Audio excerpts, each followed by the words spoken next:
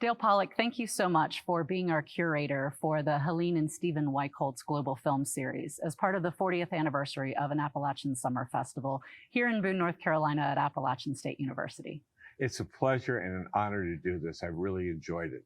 So you've picked three really great films for us, and I would like to talk a little bit about Fallen Leaves. And so what made you choose this film for us? Well, our theme this year is the pursuit of happiness. And I was looking for a film that addressed that issue in terms of a romantic relationship. And what I love about Fallen Leaves is it's a story about star-crossed lovers who spend the whole movie not getting together, just missing it. I think there's 7 distinct opportunities where they could have really spent some time together, and for one reason or another, they always just miss. And so I think that really keeps you going in the story.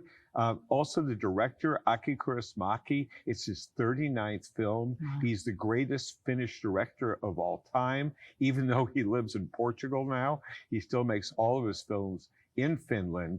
And this is very typical, being 82 minutes long.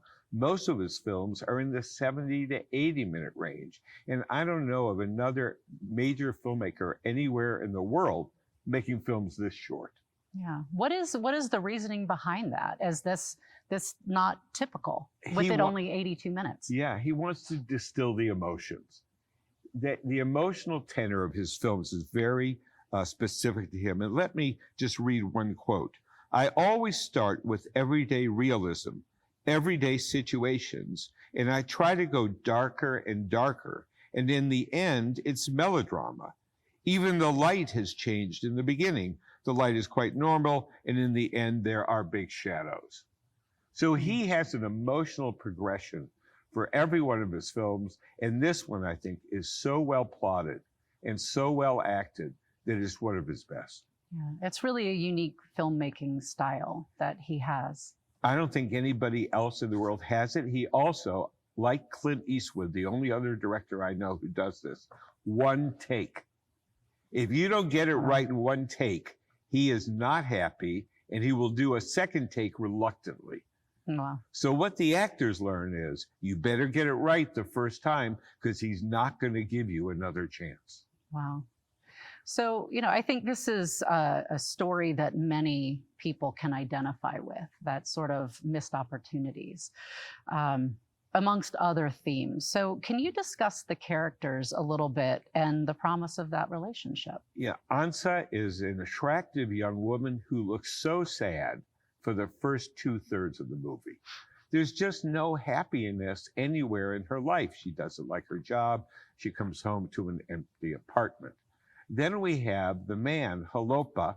We only hear his last name. We never hear his first name. And he's a functioning alcoholic. So you have 2 somewhat damaged characters, and time again, they try to meet up, and yet something intervenes and prevents it.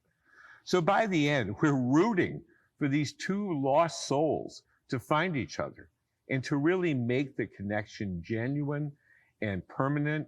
And Kaurismäki doesn't really totally give us that, but the ending is very satisfying for this movie, and I'm not going to say what it is. Yeah. So would you feel that this movie really, as it transitions through the different missed opportunities, that the overall mood of the film is reflected in that style? Yes, the overall mood of the film at first is bittersweet, and you feel bad because these people keep missing this connection.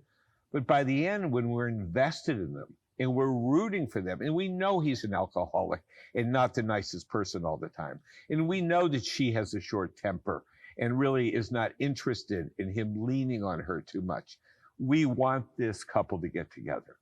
And Kaurismäki knows that, and he makes the characters move in a way that the ending will be satisfying and yet not overly romantic. Yeah. Dale, thank you. I'm so looking forward to having this film as part of the App Summer Festival this year. I think Fallen Leaves is one of the sweetest and most effective films we've shown in the 3 years I've done this series. Wonderful. Thank you, Dale. Thank you.